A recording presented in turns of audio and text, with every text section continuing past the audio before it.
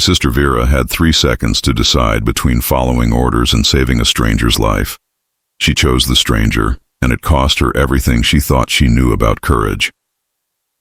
The silence that followed her decision still haunts me 2 years later. Picture this, a 28-year-old woman who spent her entire childhood asking permission before taking an extra cookie, suddenly defying a direct military order with gunfire echoing in the distance. That woman was my baby sister, and her choice changed everything our family believed about what it means to be brave. Before we dive in, tell us, where in the world are you watching from? If you enjoy stories like this, make sure to hit that subscribe button, because tomorrow's episode is truly mind-blowing. Let's get started. Vera wasn't supposed to be the hero of this story. Growing up in Fort Benning, Georgia, she was the kid who turned in homework 3 days early and actually read instruction manuals before assembling furniture. While I was sneaking out to concerts and getting detention for talking back to teachers, Vera was earning perfect attendance awards and organizing our dad's military ribbons by date received. She joined the Army at 26, older than most recruits, because she spent 2 years researching every aspect of military medical training. Even her rebellion was methodical. Our father, Colonel Raymond Caldwell, used to joke that Vera was born with a built-in compass that always pointed toward proper protocol. She ironed her civilian clothes, arrived everywhere 15 minutes early, and had never received so much as a parking ticket. The idea that this same person would one day ignore a direct order from her commanding officer while under enemy fire seemed impossible. But that's exactly what makes this story so terrifying and beautiful. I'm telling you this story because I was the person Vera called at 3 in the morning, crying so hard she could barely speak, trying to explain what she'd done and why she couldn't sleep. I was the one who knew that behind all those perfectly pressed uniforms and regulation haircuts lived someone who felt everything too deeply. Vera became a medic because she couldn't stand watching people hurt, but she joined the military because she believed in structure, in following rules that kept everyone safe. The day this happened, Vera was adjusting her medical kit for what should have been a routine security patrol outside Kandahar. She'd done this same equipment check hundreds of times. Trauma bandages organized by size, morphine secured in the locked compartment, blood clotting powder distributed across 3 different pockets in case her main kit got separated from her. She was meticulous about preparation because she'd seen what happened when medics got sloppy under pressure. The temperature was already hitting 110 degrees at 8 in the morning, and dust covered everything within minutes of being cleaned. Vera had learned to keep her medical supplies in sealed bags, because Afghan sand could ruin equipment faster than enemy bullets. She was 6 months into her deployment, long enough to develop routines but not long enough to become careless. That morning, she packed her gear with the same careful attention she'd shown since childhood, having no idea she was preparing for the most important decision of her life. What you need to understand about Vera is that she'd been struggling for weeks with the gap between her medical oath to do no harm and military orders to complete the mission. She'd written me letters describing situations where she wanted to help wounded civilians, but was told the risk was too high or the timing was wrong. She was starting to question whether being a good soldier and being a good medic were always compatible. That internal conflict was eating at her, and I could hear it in her voice during our video calls home. Our father built our childhood around military precision. Every morning started with bed inspections at 0700 hours, and dinner conversations revolved around stories from his deployments in Iraq and Bosnia. While I rolled my eyes and complained about living like we were in boot camp, Vera absorbed every lesson. She memorized the phonetic alphabet before she could properly tie her shoes and knew the proper way to fold an American flag by age 10. Dad never pressured either of us to join the military, but Vera felt the calling from the moment she understood what service meant. She studied Dad's ribbons and medals like other kids studied baseball cards, asking detailed questions about the Purple Heart he received in Fallujah and the Bronze Star from his time in Kosovo. When she announced her decision to enlist as a medic, Dad's pride was unmistakable, but I saw something else in his eyes: concern. He knew Vera's gentle heart might struggle with the harsh realities of combat medicine.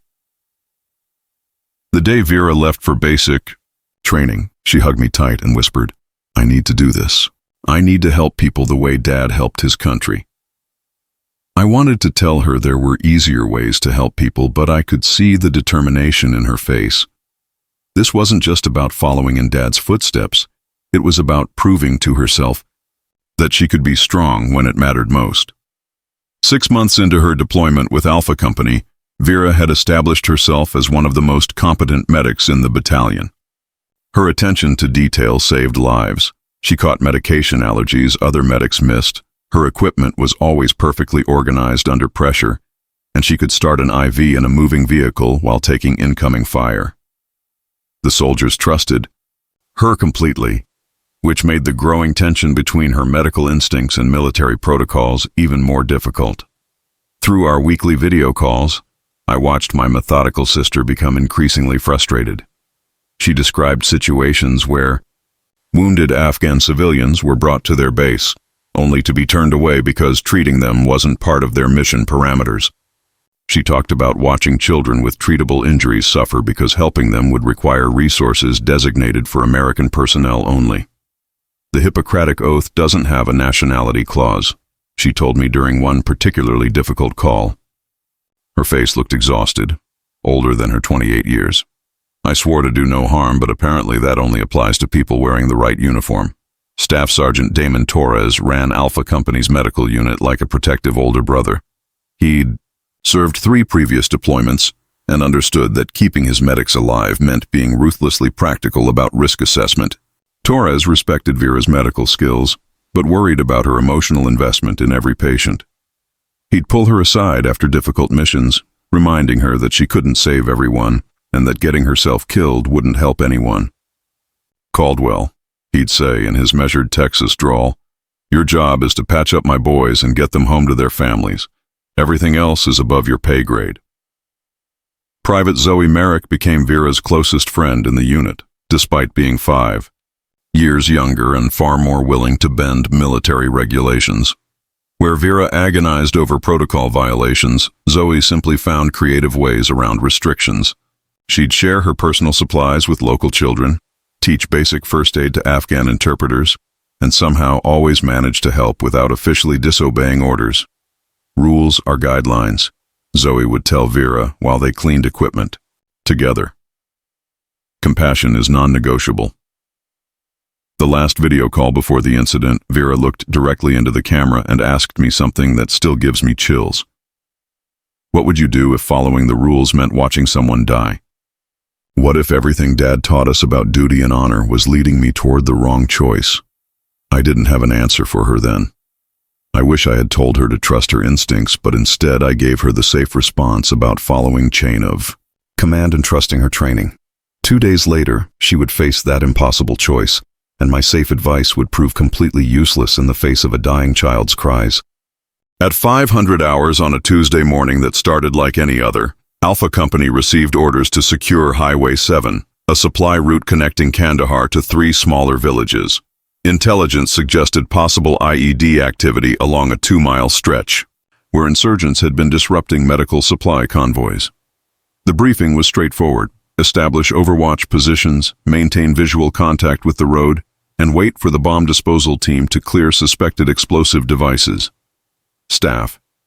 Sergeant Torres made the parameters crystal clear during the pre-mission briefing. We are not engaging with civilians unless directly threatened. We are not providing medical assistance to non-combatants. Our job is to watch the road and call in threats. Bomb disposal arrives at 1400 hours.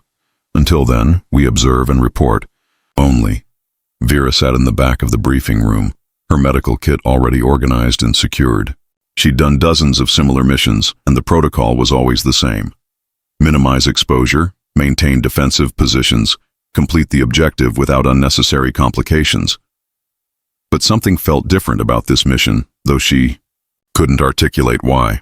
At 11:27 hours, an explosion shattered the morning stillness. The blast came from a 2-story building approximately 200 meters from Alpha Company's position, well within their observation zone but outside their defensive perimeter. Through the settling dust and debris, Vera spotted movement in the collapsed structure through her binoculars. A small figure trapped under concrete blocks and wooden beams. The child, a girl who couldn't have been older than 8, was conscious and moving, but blood was clearly visible on her clothes and face. Even from 200 meters away, Vera could assess the situation with her medic training. The child had sustained significant injuries and needed immediate medical attention. The little girl was crying, calling out in what Vera recognized as Pashto. She didn't need to understand the language to know the child was scared and in pain. Through her scope, Vera could see the girl trying to push away debris that was too heavy for her small frame. Within minutes, Torres received updated intelligence. Through his radio, the voice was crackling but clear. Alpha 6, be advised that explosion may be enemy contact. Possible sniper positions identified in buildings northeast of blast site. Do not expose personnel to assist civilians. Repeat, do not engage with civilian casualties. Torres immediately relayed the order to his team. Nobody moves from these positions. Intelligence indicates this could be a trap to draw us into a kill zone. Bomb disposal ETA is still 2.5 hours out. Vera lowered her binoculars and stared at Torres. Sergeant, that child won't survive 2.5 hours. She's bleeding heavily, and if she has internal injuries... Caldwell, stop right there. Torres interrupted, his voice carrying the authority of someone who'd made impossible decisions before. I know what you're thinking, and the answer is absolutely not. That girl is 200 meters of open ground away from us, with confirmed sniper threats in the area. You'd be walking into a perfectly designed ambush. For the next 30 minutes, Vera watched the girl's movements become weaker. The crying grew quieter, then stopped altogether for long stretches. Through her medical training, Vera recognized the signs. The child was going into shock, her body shutting down non-essential functions to preserve vital organs. Time was running out, and every minute of delay decreased the girl's chances of survival. Private Merrick noticed Vera's increasing agitation. Vera, you can't save everyone. You know that, right? I can save her, Vera replied, her voice barely above a whisper. She's right there. I can see exactly what needs to be done. Pressure bandage on the head wound, check for internal bleeding, stabilize for transport. It would take me 3 minutes to assess and maybe 5 more to get her stable enough to move. Torres overheard the conversation and moved closer to Vera's position. Caldwell, I need you to get your head straight right now. That building could be surrounded by insurgents waiting for exactly this scenario. You walk out there and you might be signing death warrants for this entire squad. But Vera was already calculating distances, cover points, and the fastest route to reach the child. She'd stopped seeing the tactical situation and was focused entirely on the medical emergency unfolding before her eyes. At 1158 hours, the little girl stopped moving entirely. Through her binoculars, Vera watched the child's chest rise and fall in shallow, irregular breaths that meant only one thing: respiratory distress from internal bleeding or collapsed lung. In her medical training, Vera had learned to recognize the exact moment when a patient crosses from critical to dying. She was watching it happen in real time to an 8-year-old girl whose only crime was being in the wrong place when explosives detonated. Vera set down her binoculars and turned to face Torres. Her voice was steady, but there was something different in her eyes that made every soldier in the squad pay attention. Sergeant, I'm going to provide medical assistance to that child. Negative, Caldwell. That's a direct order. You will maintain your position. With all due respect, Sergeant, I didn't swear an oath to maintain positions. I swore an oath to preserve life. Vera began methodically checking her medical kit one final time, her movements deliberate and purposeful. That girl has maybe 10 minutes before her injuries become unsurvivable. The bomb disposal team won't arrive for another 2 hours. Torres moved closer, his voice dropping to the tone he used when he absolutely needed to be understood. Caldwell, if you leave this position, you're not just risking your own life. You're potentially compromising this entire mission and every soldier under my command. I cannot and will not authorize this action. Vera looked directly at Torres, and for the first time in her military career, she spoke words she never thought she'd say to a superior officer. Then I'm not asking for authorization, Sergeant. I'm informing you of my decision. She reached up and unclipped her radio from her shoulder harness, extending it toward Torres. I won't compromise your command by staying on comms during an unauthorized action. But I also won't let that child die when I have the skills and equipment to save her. The entire squad went silent.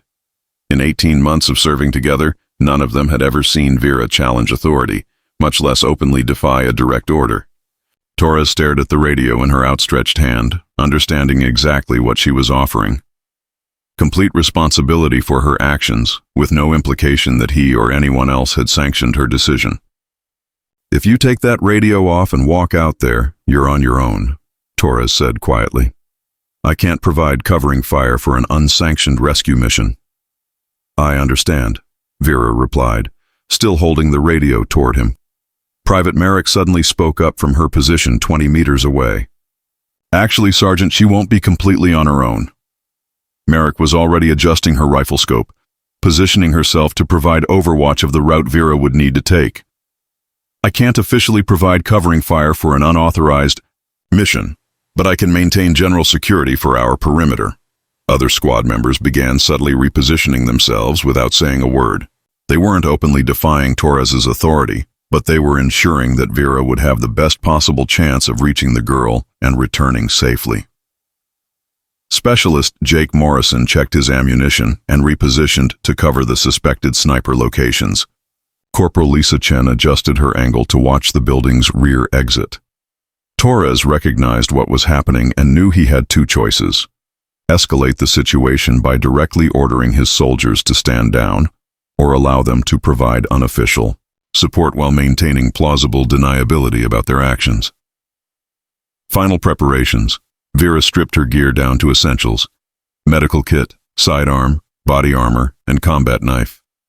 She removed everything that could slow her down or make noise during movement. From her kit, she selected trauma bandages, blood clotting powder, morphine, and an emergency airway kit. Everything else stayed behind. She studied the route one more time, identifying 3 potential cover points and calculating that she could reach the girl in approximately 40 seconds if she moved in a tactical sprint. The return journey would be more complicated carrying an injured child, but she'd worry about that once she assessed the girl's condition. "Torres," she said, using his name instead of his rank for the first time since they'd served together. "If this goes wrong, make sure my family knows I made this choice because of everything they taught me about what it means to help people, not in spite of it." Torres took the radio from her hand. "Bring that kid back, Caldwell, both of you." Vera burst from cover at exactly 1201 hours, her boots pounding against the packed dirt as she ran in the tactical crouch Torres had drilled into every soldier under his command. The 200 meters stretched ahead of her like an eternity, each step carrying her further from safety and closer to what could be either salvation or an ambush. Her medical kit bounced against her hip with each stride, the familiar weight reminding her why she was risking everything. 30 meters into her sprint, the sharp crack of rifle fire split the air. Vera's training kicked in immediately. "Continue. Moving, don't look back, trust your team." More shots followed, but they weren't aimed at her. Through the chaos, she could hear Merrick's voice shouting coordinates and Morrison returning fire toward the suspected sniper positions. Her squad was engaging targets she couldn't even see, clearing a path for her rescue mission. The girl hadn't moved since Vera started running. As she closed the final 50 meters, Vera could see the child's pale face and the unnatural angle of her left leg trapped beneath a concrete block. Blood had pooled around her head, but her chest was still rising and falling in those shallow, desperate breaths that meant she was fighting to stay alive. Vera slid into cover behind the collapsed wall and immediately began her assessment. The girl's eyes were open but unfocused, pupils unequal in size, indicating possible head trauma. A deep laceration above her left eyebrow was bleeding steadily, but not arterially. The trapped leg showed obvious signs of fracture, but that wasn't the immediate life threat. "Hey, sweetheart," Vera whispered in the softest voice she could manage, while working. "I'm here to help you. My name is Vera." She placed her hand gently on the girl's forehead, checking for fever while simultaneously assessing the head wound. The child's skin was cool and clammy, confirming that she was going into shock. Vera worked with practiced efficiency: pressure bandage on the head wound, quick check for internal bleeding by palpating the abdomen, assessment of breathing sounds with her stethoscope. The girl's breathing was labored but clear, ruling out collapsed lung. The primary threats were blood loss and shock, both treatable if Vera could stabilize her quickly enough. As Vera prepared to lift the concrete block off the girl's leg, she noticed something that made her freeze. The child's right hand was clutched around a small metal device with wires extending from it. For a terrifying moment, Vera thought she was looking at a detonator, exactly the kind of trap Torres had warned about. But as she looked closer, she realized the device wasn't armed. The wires had been cut, and what she initially took for an explosive trigger was actually a broken radio or communication device. The girl noticed Vera staring and, in heavily accented but clear English, whispered the words that changed everything Vera thought she knew about this situation. "Bad men gave me this. They said American soldiers would hurt me if they found it. They said hold it tight so you would think I was dangerous." The revelation hit Vera like a physical blow. This wasn't an ambush. The girl hadn't been placed here as bait for American forces. She was a victim, used by insurgents as a human shield, and then abandoned when the explosion drew military attention. The sniper positions Torres' team was engaging were likely the fleeing insurgents, not an organized ambush waiting to kill American medics. Working quickly, Vera used her combat knife as a lever to shift the concrete block just enough to free the girl's leg. The fracture was clean, painful but not life-threatening. She applied a temporary splint using supplies from her kit and prepared the child for transport. "What's your name?"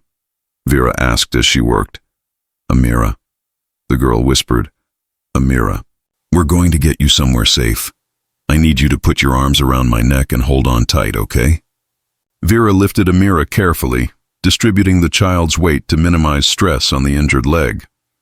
The girl was lighter than expected, probably malnourished, but conscious and responsive. As they prepared to move, Vera could hear Torres on the radio calling for immediate medical evacuation and reporting that the suspected enemy positions had been cleared. The return journey took twice as long, but Vera's team provided continuous overwatch until she reached their perimeter with Amira secure in her arms. Torres was waiting with additional medical supplies and a grudging expression of relief.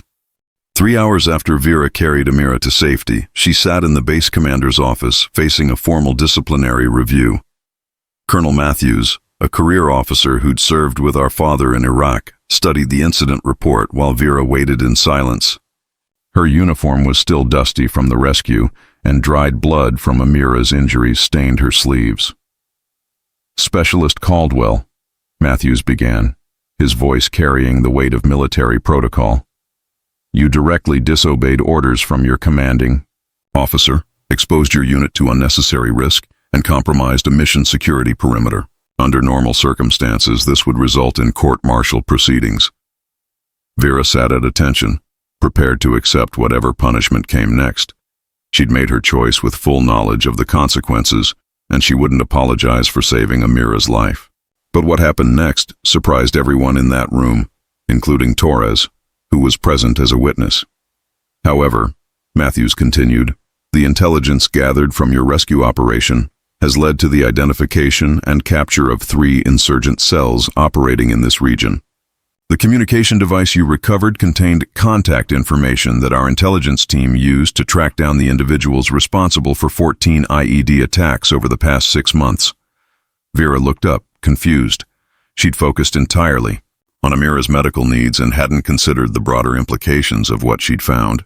2 weeks later, our father flew to Afghanistan for what we all assumed would be a difficult conversation about Vera's disciplinary action.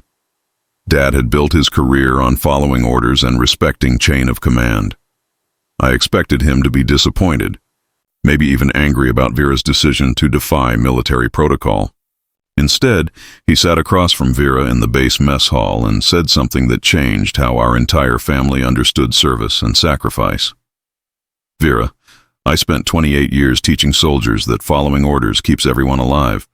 I believed that discipline and protocol were the foundations of effective military service." He paused, looking at his daughter with an expression I'd never seen before. "But watching what you accomplished by trusting your conscience instead of just following rules has taught me something I should have learned decades ago." Vera waited, uncertain where this conversation was heading. "Following orders keeps soldiers alive," Dad continued, "but sometimes breaking them keeps humanity alive. You reminded me that we serve to protect people, not just to complete missions." I'm proud of you for remembering why we wear the uniform in the first place. It's here." While Vera faced military review, Amira recovered in the base medical facility with remarkable resilience.